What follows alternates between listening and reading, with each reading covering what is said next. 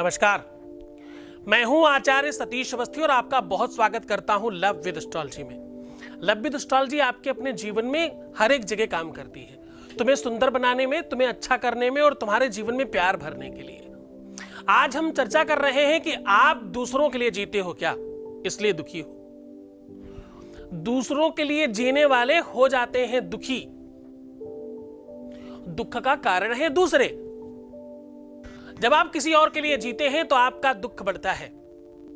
अब आप थोड़ा इस बात को समझने की कोशिश करिएगा कि आप दूसरों के लिए कैसे जीते हैं। आपको लगेगा तो हम तो अपने आप के लिए जीते हैं। आपको लगेगा कि यह कौन सी चर्चा है। सत्य मानिएगा, इस बात को पूरी ध्यान से समझने की कोशिश करिएगा। आज आपकी आंखें खुलेंगी।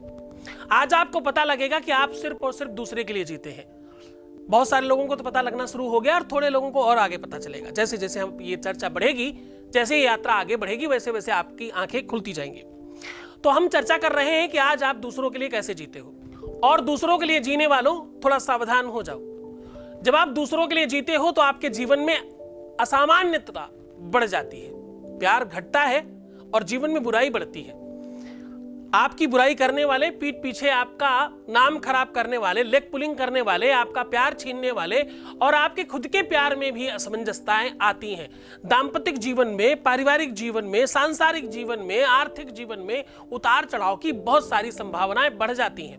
अब आप पूछेंगे कि भाई हम अपने लिए कैसे जीते नहीं, तो आप जान लीजिए। आज समझने की कोशिश करिएगा। आप अच्छे कपड़े तब पहनते हैं जब किसी दूसरे के घर जा रहे होते हैं। हाँ जी ना जी।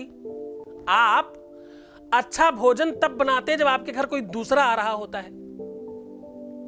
आप श्रृंगार तब करते हैं जब कहीं ऑफिस में जा रहे हैं, दूसरे के किसी काम के लिए जा रहे हैं या किसी अन्य से मिलने जा रहे हैं, कोई मीटिंग है, कोई काम है, कोई फंक्शन है, कोई इवेंट है या किसी के घर जाना है या ऑफिस जाना है, तो ही आप श्रृंगार करते हैं।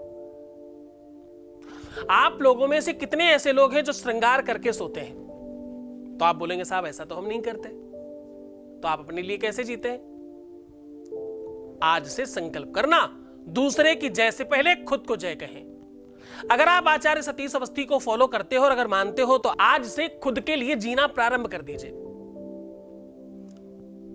भोजन हो, चाहे कपड़े हो, चाहे रहना हो, चाहे कोई भी काम क्यों ना हो। इवन दिन सत्य मानो तो कितनी बड़ी परसेंटेज में आज लोग हंसते भी किसी और के लिए। कोई सामने पड़ गया तो मुस्कुरा के बात करते हैं, अपनों से चिढ़ के बात करते हैं, सारा का सारा गुस्सा अपने लोगों के लिए बचा करके रखते हैं, सारा का सारा प्यार दिखावे में लगा के रखते हैं। हम खुश हैं कि नाखुश हैं, लेकिन सबको ये दिखाते हैं कि हम बहुत खुश हैं। अच्छा, ये कोई बुराई बात नहीं है, ये कोई खराब बात नहीं है, ये अच्छी चीज है, ये भी होना चाहिए, लेकिन ये भी होना चाहिए, ये ही नहीं होना चाहिए। ये भी ठीक है, ये ही ठीक नहीं है।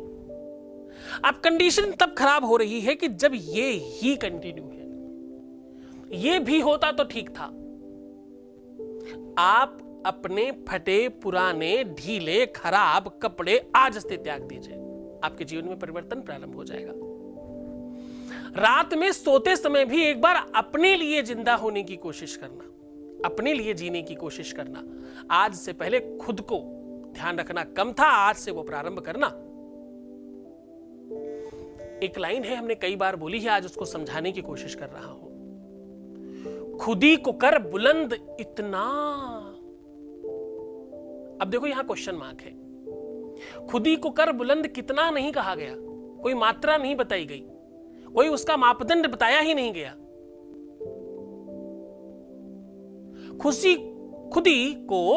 खुदी को कर बुलंद इतना, क्वेश्चन मार्क, कितना नहीं पता। खुदी को कर बुलंद इतना कि हर तकदीर से पहले खुदा बंदे से खुद पूछे क्या क्या चाहते हो। गाड़ी कौन सी चाहिए, मकान कौन सी रोड पे चाहिए, प्रेम किससे करना चाहते हो, शादी किससे करना चाहते हो, लाइफ में पैसे कितने चाहते हो। खुदा बंदे से खुद पूछे बता तेरी रजा क्या है, क्या चाहते हो। वो ऊपर वाला, वो मालिक, वो सर्वस्व, वो परमात्मा, वो सबका करता धरता, वो परवरदिगार, हाँ, वो मालिक आपसे पूछे कि तुम क्या चाहते हो। पर ये कब होगा? जब खुद ही को कर बुलंद इतना कितना, जब तक वो पूछ न ले कि तुम क्या चाहते हो। खुद ही को कैसे बुलंद करेंगे? खुद ही को बुलंद करने के लिए आपको खुद के लिए जीना होगा। अंगूठे में थंब रिंग पहननी होगी, इसमें एक चांदी का रिंग लगाई, नहीं तो हमारे ऐसे थंब रिंग मंगा के पहने। रोज स्नान में सुगंधित चीजें डालिए, जैसे फुटकरी से जल का दोष समाप्त होता है। गुलाब जल डालने से आप सुगंधित स्नान करते हो। हम देवताओं को सुगंधित स्नान कराते हैं। आप अपने आप को देवत्व में समझते हो, अहम ब्रह्मास्मि बोलते हो ऐसा करके। हाँ, यानी आप खुद ही को बुलंद करने की दिशा में काम करना प्रारंभ कर रहे हो। अपनी हाइट के बराबर एक धागा माप के लाल पीला काला कोई भी अपनी कलाई में बांध लीजिए। ऐसा करने से आप अपने आप को बांध रहे हो और कह रहे हो कि भैया हम अपने आप को बुलंद करना चाहते हैं। रोज सबको प्रणाम करना, आशीर्वाद लेने की आदत डालना, ईश्वर के मंदिर जरूर जाना। ईश्वर हमें यह सिखाता है कि हमें आगे कैसे बढ़ना है। ईश्वर हमें सिखाता है कि देखो श्रृंगार सर्वोपरि है। आप खूब खिले हुए पुष्प लेके जाते हो, कई कलर के पुष्प भगवान पर चढ़ाते हो और बड़ा सजा के चढ़ाते हो। भगवान की मूर्ति भी जब सुंदर दिखती है तब आपका आकर्षण और प्रेम और उनके प्रति श्रद्धा बढ़ती है। आपके प्यार में भी तो यही होना चाहिए, यही तो सीखते हो मंदिर जाके। हाँ, मंदिर जाके दर्शन करके तुम यही तो सीख रहे हो कि श्रृंगार ही प्रेम है। जो आंखों को सुंदर लगे,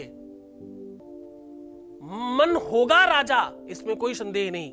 मन राजा है सबका, लेकिन वो आंखों का गुलाम है, ऐसा कहते हैं। मन सो और महीप नहीं, महीप मतलब राजा। मन सो और महीप नहीं, द्रग सो नहीं दीवान। द्रग माना है आंखें, द्रग सो नहीं दीवान, लेकिन द्रग दीवान जहां उबरई, उबरई मतलब जिसको देख ले। मन ताही हाथ बिकान, वो उसी के हाथ बिक जाता है। तो सुंदर चीजें आंखों को प्रसन्न करती हैं और पसंद आती हैं, तो सुंदर बनने की कोशिश करो ना। खुद को बार बार देखो, खुद को देखकर प्रसन्न रहने की, खुश रहने की कोशिश करो। खूब हंसना, हंसने का कोई भी साधन छोड़ना मत। खुद ही को बुलंद करने के लिए भगवान शिव की उपासना से अच्छा कोई साधना नहीं। भगवान शिव के ऐसे मंदिर में जाना जो गंगा के किनारे हो, जो किसी तीर्थ में हो, जलाशय के पास में कोई मंदिर हो, उसका दर्शन करना।